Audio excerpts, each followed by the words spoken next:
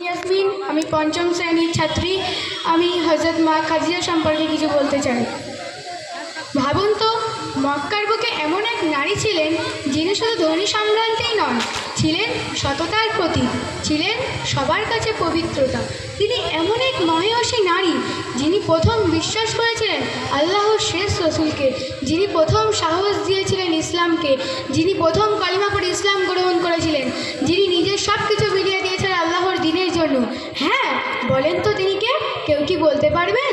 তিনি হলেন হযরত খাদিজা রাদিয়াল্লাহু তাআলা আনহা।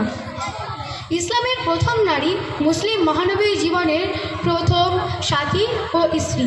আজকে আমরা জানব তার অনন্য জীবন কাহিনী, তার ত্যাগ ও তার ঈমান। হযরত খাদিজা রাদিয়াল্লাহু তাআলা আনহা জন্মগ্রহণ করেন এক মক্কার কুরাইশ বংশের সম্ভ্রান্ত ও সম্মানিত পরিবারে। তার পিতা খুয়াইলিদ ধনী ও প্রভাবশালী ব্যবসায়ী।